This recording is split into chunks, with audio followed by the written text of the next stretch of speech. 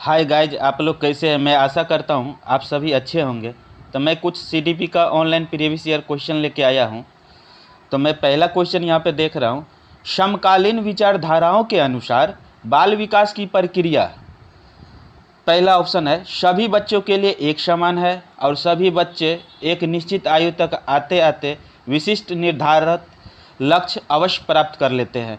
दूसरा, बहुआयामी है क्योंकि बच्चे विभिन्न प्रकार के संदर्भों में पलते बढ़ते हैं। तीसरा, पूर्वानुमान बिल्कुल नहीं लगाया जा सकता है यद्यपि विकास सभी के लिए एक दिशात्मक होता है। चौथा, सिर्फ माता पिता से प्राप्त आनुवंशिक गुणों द्वारा ही निर्धारित होती है। अर्थात यहाँ पे जो 2 नंबर ऑप्शन है ना, ये हमारा बिल्कुल राइट है। 2 नंबर जो ऑप्शन है ये हमारा बिल्कुल राइट है, क्योंकि बहुआयामी है क्योंकि बच्चे विभिन्न प्रकार के संदर्भों में पलते बढ़ते हैं। समकालीन विचारधाराओं के अनुसार बाल विकास की प्रक्रिया बहुआयामी होती है क्योंकि बच्चे विभिन्न प्रकार के संदर्भों में पलते एवं बढ़ते हैं। तो मैं यानी कि दूसरा ऑप्शन जो है ना यहाँ पे बिल्कुल राइट है। तो मैं नेक्स्ट क्वेश्चन देख रहा हूँ, यहाँ पे 2 नंबर क्वेश्चन है।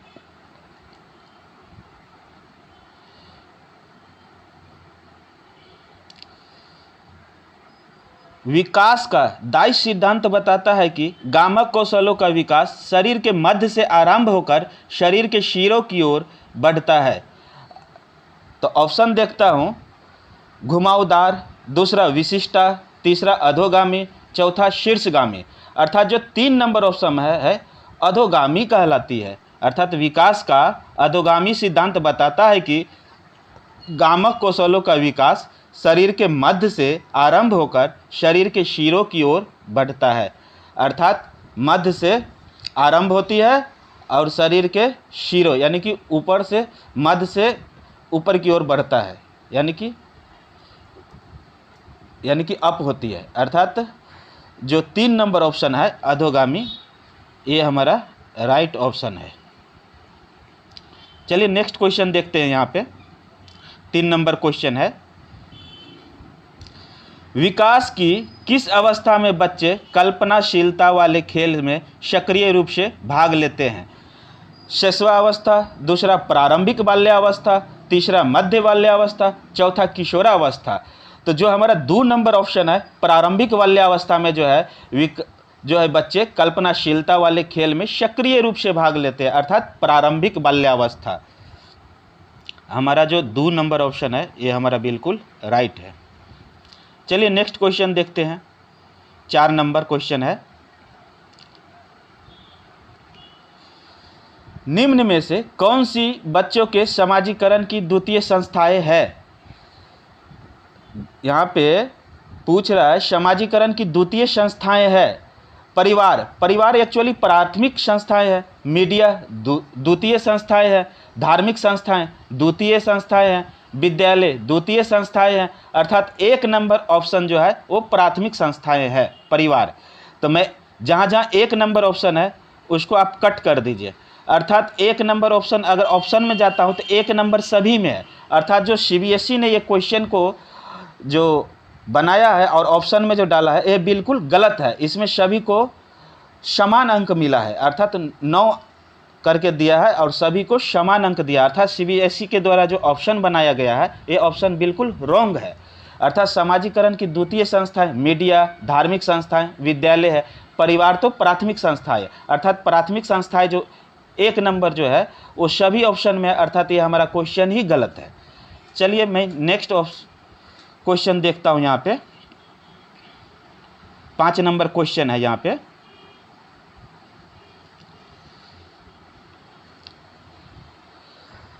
रुचि को 3 पेंसिलें दिखाई जाती है। वह देखती है कि पेंसिल क पेंसिल ख से बड़ी है और पेंसिल ख पेंसिल ग से बड़ी है।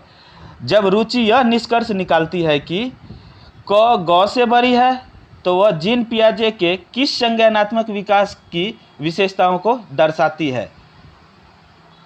तो मैं पहला देखता हूँ क्रमबद्धता यहाँ होगी नहीं, दूसरा संरक्षण भी नहीं होगी, चौथा सकर्मक अनुमान, अर्थात यहाँ एक अनुमान लगाया जाता है सकर्मक अनुमान, चौथा परिकल्पना आधारित निगमनात्मक तर्क, यहाँ कोई निगमनात्मक तर्क नहीं है, परिकल्पना नहीं की जाती है, क्योंकि यहाँ पेंसिल दिखाई जाती है, इसीलिए एक अनुमान लगाया जाता है, सकर्मक अनुमान इसको बोलते हैं। अर्थात जो हमारा 3 नंबर ऑप्शन है ना, ये हमारा बिल्कुल राइट है।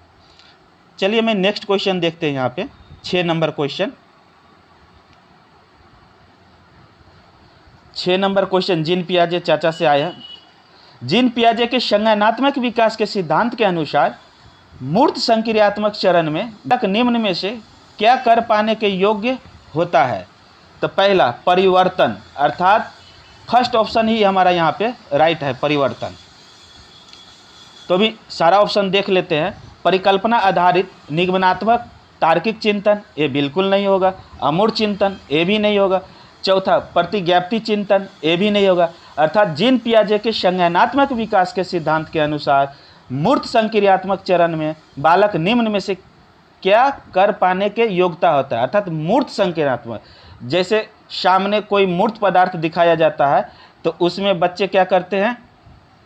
एक परिवर्तन करते हैं। अर्थात जो फर्स्ट ऑप्शन है ये हमारा बिल्कुल राइट है। चलिए नेक्स्ट क्वेश्चन देखते हैं, 7 नंबर। 7 नंबर क्वेश्चन बहुत अच्छा क्वेश्चन है। निम्नलिखित में से कौन सा चरण लॉरेंस कोलबर्ग के द्वारा दिए गए नैतिक विकास के सिद्धांत में शामिल नहीं है? अर्थात क्वेश्चन को, नहीं वाला क्वेश्चन को ध्यान से पढ़ना है। इसमें 3 ऑप्शन होगा किंतु एक ऑप्शन नहीं होगा, जो हमको वही सेलेक्ट करना है। इसलिए आप जब एग्जाम में बैठिएगा तो नहीं वाला क्वेश्चन बहुत ध्यान से देखना पड़ेगा और पढ़ना पड़ेगा। तो पहला है पारंपरिक चरण, दूसरा है अपारंपरिक चरण, तीसरा है उत्तर पारंपरिक चरण, चौथा है पूर्व पारंपरिक चरण। तो यहाँ पे 7 नंबर क्वेश्चन में जो हमारा 2 नंबर ऑप्शन है अपारंपरिक चरण, ये हमारा बिल्कुल राइट है। अर्थात ये नहीं होता है, और नहीं पूछा है निगेटिव के भाई, निगेटिव होता है। अर्थात जो दूसरा नंबर ऑप्शन है अपारंपरिक चरण लॉरेंस कोलबर्ग द्वारा दिए गए नैतिक विकास के सिद्धांत में शामिल नहीं है, अपारंपरिक चरण। किंतु पारंपरिक चरण, उत्तर पारंपरिक चरण, पूर्व पारंपरिक चरण, ये तीनों हमारा लॉरेंस कोलबर्ग द्वारा प्रतिपादित चरण है। चलिए मैं नेक्स्ट क्वेश्चन देखते हैं, 8 नंबर क्वेश्चन।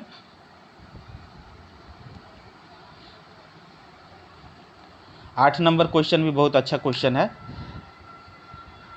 एक अध्यापिका अपनी कक्षा के लिए ले वैगोसी के सामाजिक संरचनावादी सिद्धांतों पर आधारित शिक्षण अधिगम प्रक्रिया तैयार करना चाहती है। उसे निम्न में से किसके प्रयोग से बचना चाहिए?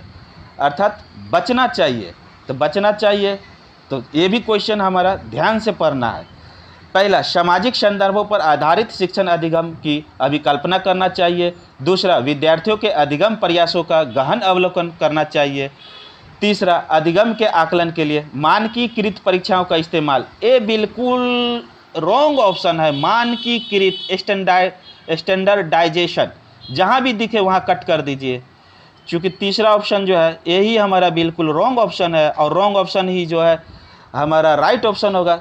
किंतु इससे हमको बचना चाहिए। अधिगम के आकलन के लिए मानकीकृत परीक्षाओं का इस्तेमाल हमें बिल्कुल नहीं करना चाहिए। एनसीएफ डायरेक्ट बोलता है कि मानकीकृत परीक्षाओं का इस्तेमाल हमें बिल्कुल नहीं करना चाहिए आकलन के लिए। चौथा, आवश्यकता के अनुसार पार का प्रयोग करना चाहिए, सहारा देना चाहिए। चलिए नेक्स्ट क्वेश्चन देखते हैं, 9 नंबर क्वेश्चन। ले वैगोसी ने अपने सामाजिक संरचनावाद सिद्धांत में निम्न में से किसे विद्यार्थियों में अधिगम को सुसाध्य करने हेतु उपयुक्त बताया है? यानी कि ले वैगोसी से फिर एक क्वेश्चन आया है। ले वैगोसी ने अपने सामाजिक संरचनावाद सिद्धांत में निम्न में से किसे विद्यार्थियों में अधिगम को सुसाध्य करने हेतु उपयुक्त बताया है? उपयुक्त बताया है तो मैं यहाँ पे देख रहा हूँ सहकर्मी सहयोगिता, यानी कि जो हमारा फर्स्ट ऑप्शन है ना, सहकर्मी सहयोगिता, यही हमारा राइट ऑप्शन है। सहकर्मी सहयोगिता जो है संरचनावादी सिद्धांत में जो है उपयुक्त बताया है सुसाध्य करने हेतु। दूसरा, सांस्कृतिक उपयोग उपकरणों का हस्तक्षेप। तीसरा, रट कर याद करने पर बल, ये तो बिल्कुल नहीं होगा। चौथा, गैर संदर्भित पाठ्यक्रम, ये भी बिल्कुल नहीं होगा। चलिए मैं नेक्स्ट क्वेश्चन देखता हूँ। यहाँ पे 10 नंबर क्वेश्चन है। किसी प्रगतिवादी कक्षा के बारे में एक अध्यापिका का क्या विश्वास होना चाहिए? कक्षा में हमेशा कठोर नियंत्रण में रहे और सिर्फ अध्यापक को निर्देश देना चाहिए। अरे भैया, मेरा बच्चा छोटा है, छोटा बच्चा को भगवान के स्वरूप देखना चाहिए और हमें उसे कठोर नियंत्रण में रखेंगे और सिर्फ अध्यापक को निर्देश देना चाहिए? ये तो बिल्कुल गलत ऑप्शन है। दूसरा, अधिगम केवल कक्षा में ही होता है। ये भी बिल्कुल गलत ऑप्शन है, क्योंकि अधिगम केवल कक्षा में नहीं होता है, अधिगम सभी जगह होता है। तीसरा, कक्षा में विद्यार्थी अपने साथ विविध प्रकार के समृद्ध अनुभव लाते हैं। जी बिल्कुल, कक्षा में विद्यार्थी अपने साथ विविध प्रकार के समृद्ध अनुभव लाते हैं।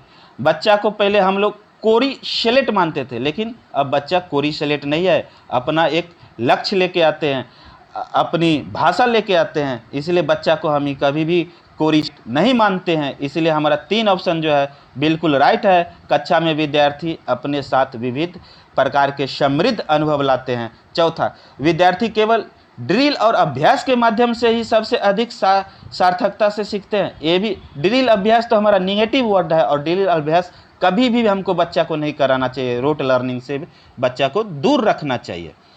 चलिए नेक्स्ट क्वेश्चन देखते हैं, 11 नंबर। ये भी क्वेश्चन बहुत अच्छा है, 11 नंबर।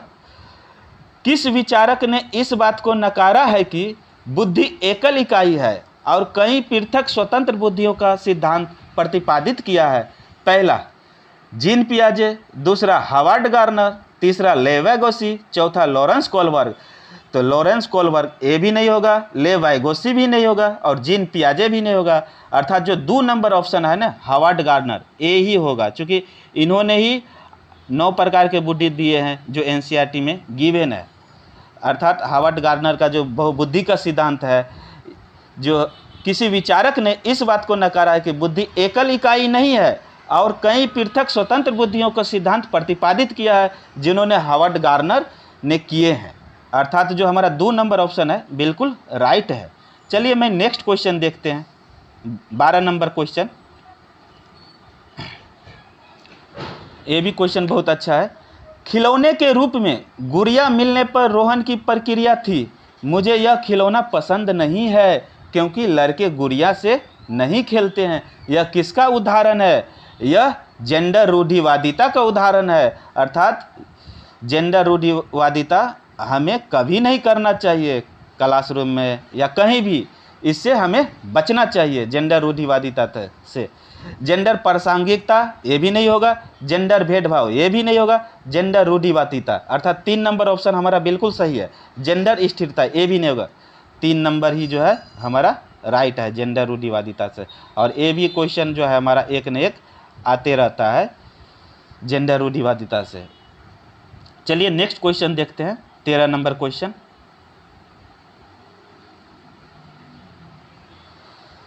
एक शिक्षिका 1 महीने की अवधि के अंतराल में विद्यार्थियों को निबंध लिखने के लिए कई ड्राफ्ट लिखने के लिए सहयोग देता है। यदि यह शिक्षक प्रत्येक विद्यार्थी के सभी ड्राफ्ट को ध्यान में रखता है और उन सभी ड्राफ्ट पर काम करने की प्रक्रिया को भी मान्यता देता है, तो इस प्रकार के मूल्यांकन को क्या कहेंगे? इस प्रकार के मूल्यांकन को हम रचनात्मक मूल्यांकन कहते हैं। अर्थात जो हमारा 3 नंबर जो ऑप्शन है बिल्कुल राइट है और यही ऑप्शन के साथ हमें जाना चाहिए, रचनात्मक मूल्यांकन के साथ। योगात्मक भी नहीं होगा, मानक संदर्भित भी नहीं होगा, मानकीकृत तो बिल्कुल गलत है। और जहाँ भी मानकीकृत आप लोग देखिएगा वहाँ कट कर दीजिएगा ऑप्शन में, क्योंकि ये मानकीकृत एनसीएफ डायरेक्ट बोलता है स्टैंडर्डाइजेशन, और जो मानकीकृत बिल्कुल नहीं होना चाहिए। चलिए नेक्स्ट क्वेश्चन देखते हैं, 14 नंबर। 14 नंबर भी क्वेश्चन बहुत अच्छा क्वेश्चन है। एक बहुभाषीय कक्षा में शिक्षक को वार्तालाप के लिए मातृभाषा के उपयोग को निरुत्साहित करना चाहिए। अरे बच्चा, बालक छोटा है, उसकी मातृभाषा को सम्मान देना चाहिए, उतनी मातृभाषा में ही बात करना चाहिए। यहाँ पे डायरेक्ट बोलता है निरुत्साहित करना चाहिए, अर्थात बिल्कुल ये हमारा रॉन्ग ऑप्शन है। दूसरा, ज़्यादातर विद्यार्थियों द्वारा बोली जा रही प्रमुख भाषा को ही स्वीकार करना चाहिए। ज़्यादातर ये भी गलत ऑप्शन है। तीसरा, भाषाओं के विविधता के बारे में जागरूकता लानी चाहिए और विद्यार्थियों को पसंद अनुसार भाषा के इस्तेमाल की अनुमति देनी चाहिए। चौथा, एक लक्ष्यांक भाषा जैसे कि अंग्रेजी को छोड़कर अन्य भाषाओं के उपयोग की उपेक्षा करना चाहिए। अर्थात जो हमारा 3 नंबर ऑप्शन है बिल्कुल हमारा ये राइट ऑप्शन है और इसी ऑप्शन के साथ जाना चाहिए, क्योंकि भाषाओं की विविधता के बारे में जागरूकता लानी चाहिए और विद्यार्थियों के पसंद अनुसार भाषा के इस्तेमाल की अनुमति देनी चाहिए। अर्थात बच्चा अपने भाषा में अपना वक्तव्य क्वेश्चन पुटअप कर सके, सवाल पूछ सके, अपनी बात रख सके। इसलिए बच्चे को ज़्यादा से ज़्यादा बच्चे की भाषा को सम्मान देके उनके बोलने की अनुमति देनी चाहिए। चलिए नेक्स्ट क्वेश्चन देखते हैं। यहाँ पे 15 नंबर क्वेश्चन,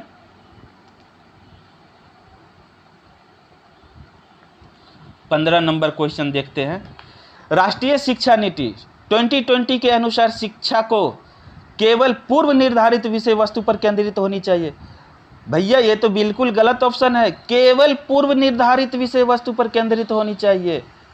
केवल जहाँ भी देखे वहाँ आप कट कर दीजिएगा, क्योंकि ये केवल वैसे भी निगेटिव है और केवल पूर्व निर्धारित विषय वस्तु पर केंद्रित होनी चाहिए, ये तो बिल्कुल नहीं होगा। समस्या समाधान पर केंद्रित होना चाहिए। हाँ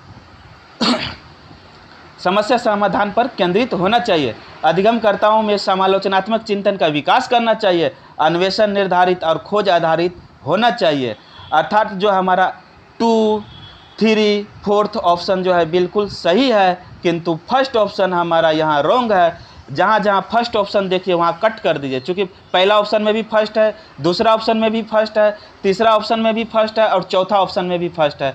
अर्थात ये CBSE के द्वारा जो क्वेश्चन सेलेक्ट किया गया है ये बिल्कुल हमारा गलत क्वेश्चन है, यानी कि ऑप्शन गलत यहाँ पे दिया गया है। अर्थात ये क्वेश्चन ही हमारा गलत है, क्योंकि केवल पूर्व निर्धारित विषय वस्तु पर केंद्रित होना नहीं चाहिए, लेकिन यहाँ पे लिखा है होना चाहिए, इसलिए क्वेश्चन हमारा ये गलत है।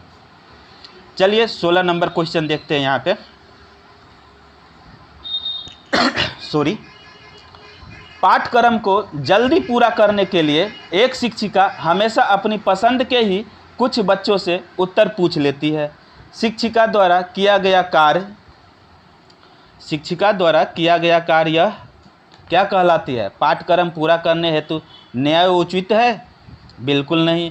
यह दर्शाता है कि शिक्षिका में अपनी कक्षा के श्रेष्ठ बच्चों को पहचानने का अच्छा कौशल है? ये भी नहीं। हम बच्चा को कैसे भेदभाव करेंगे श्रेष्ठ बच्चे को पहचानने के लिए?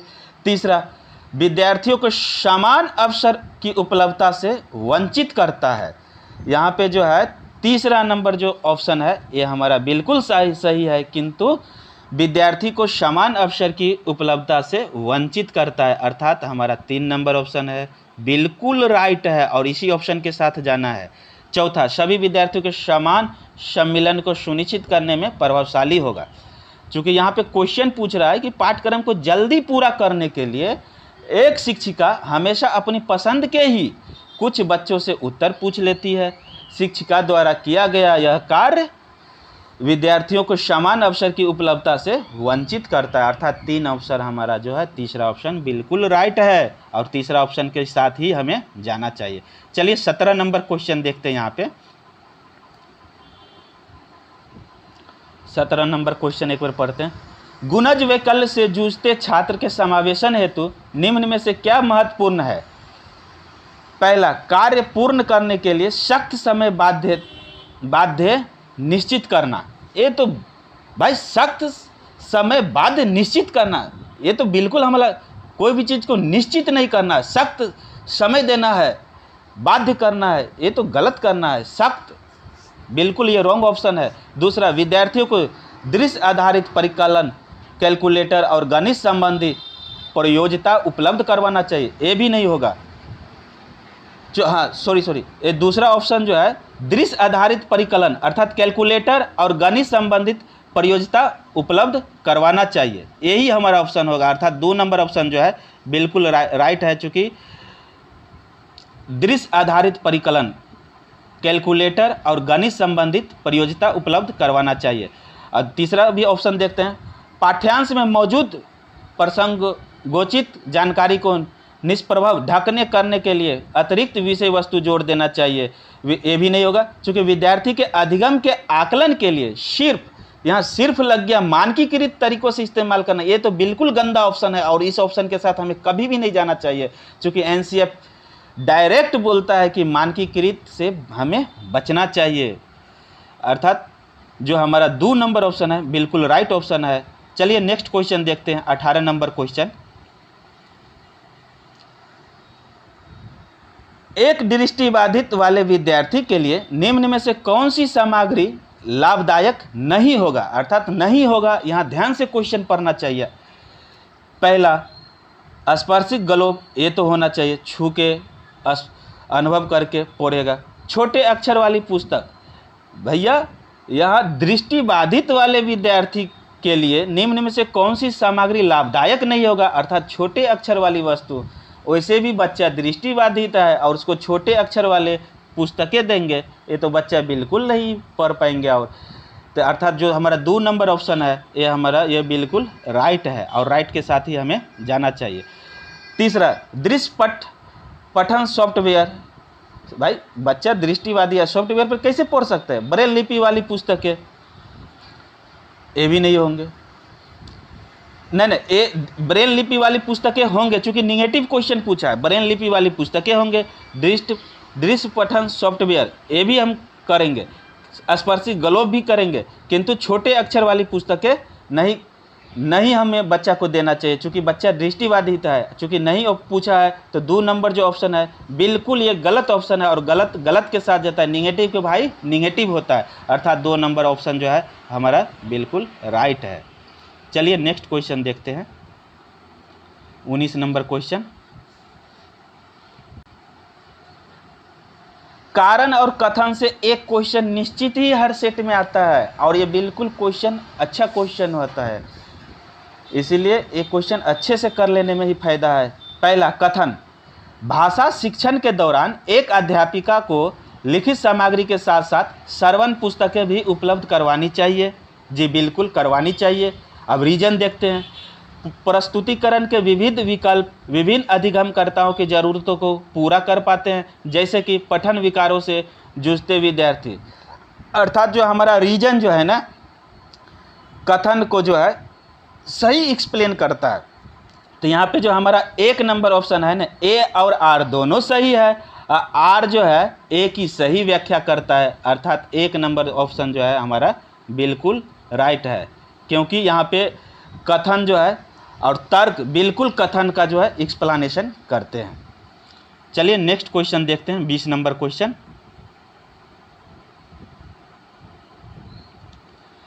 एक सृजनात्मक बालक में निम्न में से कौन से गुण मौजूद होंगे?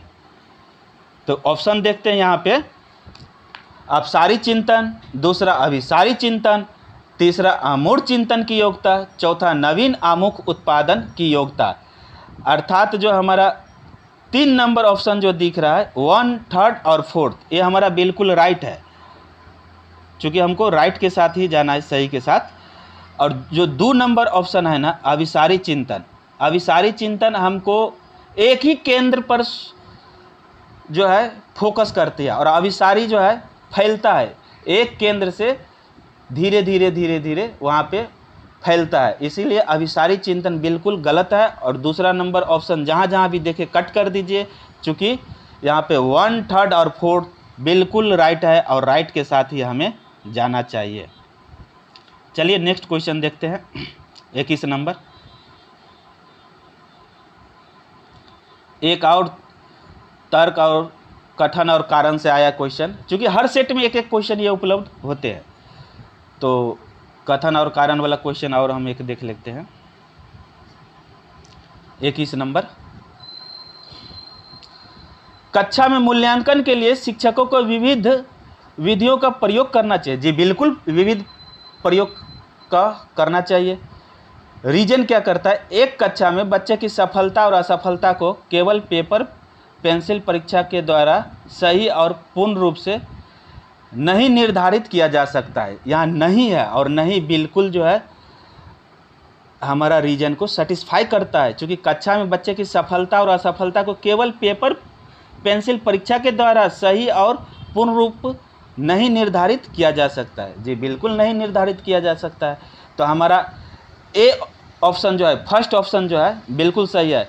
ए और आर दोनों सही है, और आर जो है ए की सही व्याख्या करता है, अर्थात हमारा 1 नंबर जो है ऑप्शन बिल्कुल राइट है।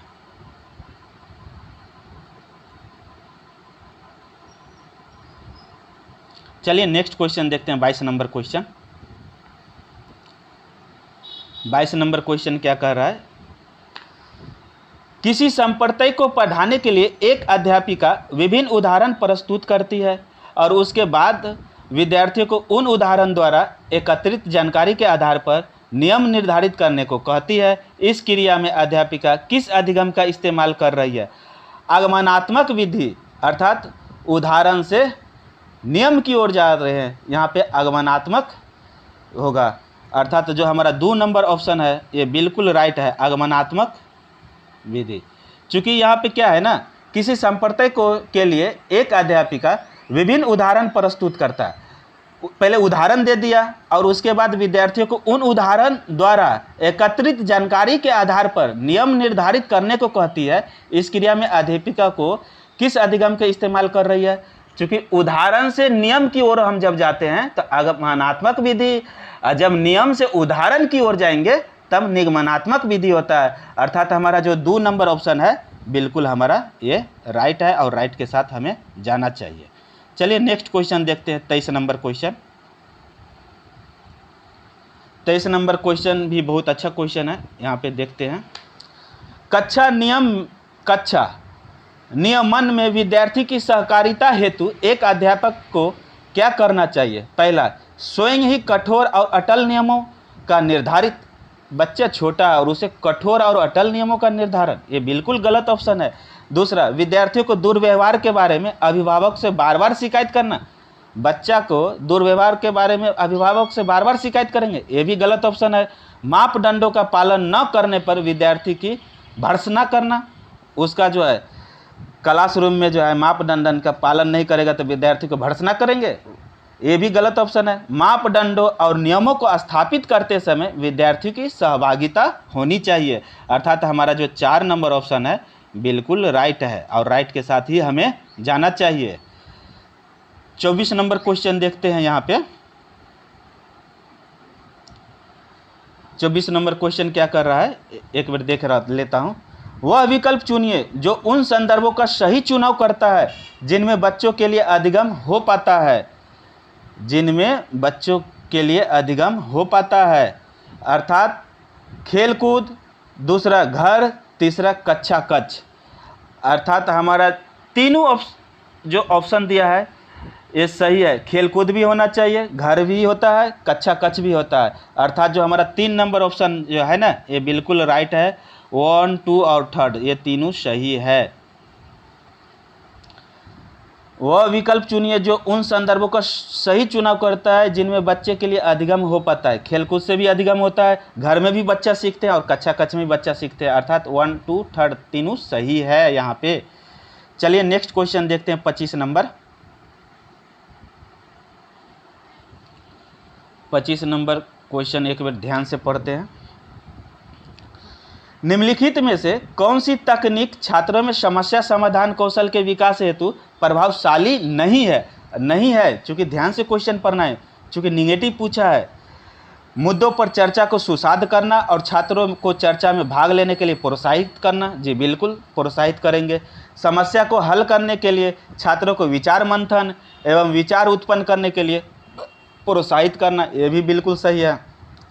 समस्या का समाधान खोजने के लिए छात्रों को विविध प्रकार की शिक्षण सामग्री प्रदान करना, ये भी बिल्कुल सही है। हर समस्या के लिए एक ही जैसी पूर्व निर्धारित चरण दर चरण प्रक्रिया के इस्तेमाल पर बल देना, एक बिल्कुल गलत ऑप्शन है। चरण दर चरण प्रक्रिया पर बल देना, चूँकि हमको कुछ न कुछ नायक जो है क्रिएट करके इस्तेमाल करना चाहिए, लेकिन यहाँ बोलता है पूर्व से जो चलते आ रहा है वो चरण दर चरण प्रक्रिया के इस्तेमाल पर बल देना चाहिए, ये बिल्कुल नहीं करना है हमें, अर्थात 4 नंबर ऑप्शन सही है। 4 निगेटिव है, निगेटिव के भाई निगेटिव होता है। चलिए नेक्स्ट क्वेश्चन देखते हैं, 26 नंबर। निम्न में से कौन सा एक संरचनावादी कक्षा का अभिलक्षण है? यहाँ अभिलक्षण है संरचनावादी कक्षा का, तो यहाँ पे ऑप्शन के साथ मैं देख रहा हूँ अधिगम प्रक्रिया में अधिगमकर्ता निष्क्रिय होते हैं, संरचनावादी कक्षा में कभी भी निष्क्रिय नहीं होते हैं, सक्रिय होते हैं, अर्थात 1 नंबर ऑप्शन तो वैसे ही कट हो गया। पाठ्य पुस्तक को यंत्रवत याद करने पर अत्यधिक महत्व दिया जाता है, रोट लर्निंग, ये बिल्कुल गलत है।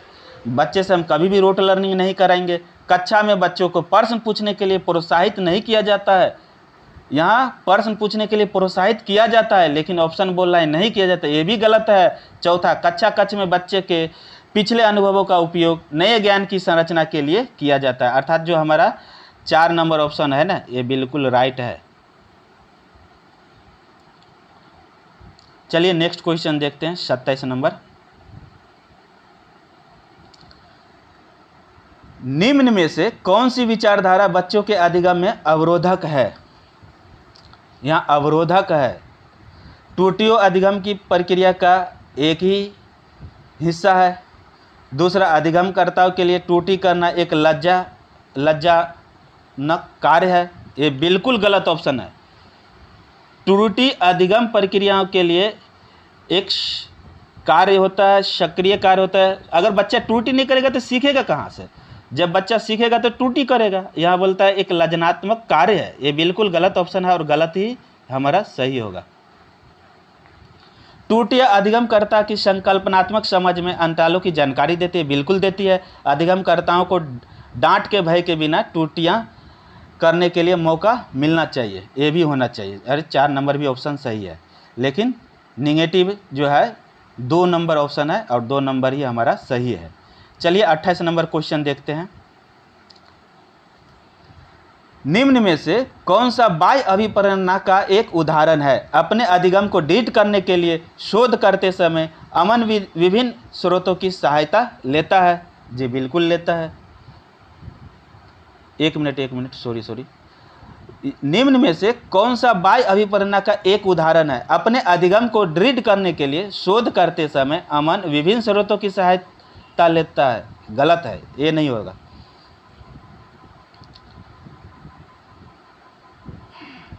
चूँकि यहाँ पे नगद इनाम पाने हेतु रेयान एक परियोजना के लिए विभिन्न स्रोतों से खोज करता है। तीसरा, सितारा अपने स्वयं संतोषण के लिए अपने से बड़ों से नियमित और तौर पर प्रतिपुष्टि लेती है। चौथा, अपनी व्यक्तिगत अभिरुचि एवं अपनी क्षमताओं को बढ़ाने के लिए कुलमित क्रियाकलाप का नियमित रूप से अभ्यास करता है। अर्थात जो हमारा 2 नंबर ऑप्शन है ना, ये बिल्कुल जो है होगा क्वेश्चन के अकॉर्डिंग। चूँकि यहाँ क्वेश्चन पूछ रहा है बाह्य अभिप्रेरणा का उदाहरण है। बाह्य अभिप्रेरणा जैसे हम बच्चों को एक नगद इनाम या पुरस्कार देते हैं, ये बाह्य अभिप्रेरणा है। चूँकि आंतरिक अभिप्रेरणा तो है ना, आंतरिक अभिप्रेरणा बच्चे स्वयं जो है इंटरनल मोटिवेशन होता है, लेकिन यहाँ पर एक्सटर्नल मोटिवेशन पूछा है। नगद इनाम पाने हेतु रेयान एक परियोजना के लिए विभिन्न स्रोतों से खोज करता है। अर्थात बच्चा जो है एक्सटर्नल मोटिवेटेड है, क्योंकि बच्चा को नगद इनाम पाने हेतु ये कार्य करते हैं। चलिए मैं नेक्स्ट क्वेश्चन देखते हैं, 29 नंबर। कोविड-19 महामारी के दौरान तनाव ने विद्यार्थियों के प्रदर्शन को नकारात्मक रूप से प्रभावित किया है। यह निम्नलिखित में से किस प्रकार के संबंध को स्पष्ट करता है? प्रतियोगिता और संज्ञान और संवेग। तीसरा, आनुवांशिकता और निष्पादन। चौथा, आनुवांशिकता और वातावरण। तो संज्ञान और संवेग जो है प्रभावित होता है। यहाँ पे जो 2 नंबर ऑप्शन है ना, बिल्कुल हमारा राइट ऑप्शन है।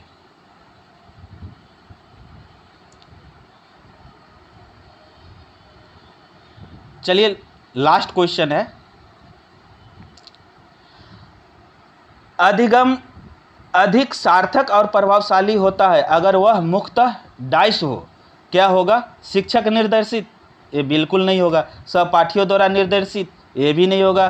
पाठ्य पुस्तक केंद्रित, ये भी नहीं होगा। स्वनिर्देशित, खुद को निर्देशित से ही जो है अधिगम अधिक सार्थक और प्रभावशाली होता है। अगर वह मुख्यतः स्वनिर्देशित, खुद से निर्देशित होता है तो अधिगम सार्थक प्रभावशाली होता है। अर्थात 4 नंबर ऑप्शन हमारा बिल्कुल सही है। हाय गाइज, मैं 30 क्वेश्चन कराया हूँ। आप लोग को अच्छा लगता है तो like and share and comment करिए, ताकि मैं और नेक्स्ट क्लास मैं क्वेश्चन अच्छे से लेके आऊँ। धन्यवाद।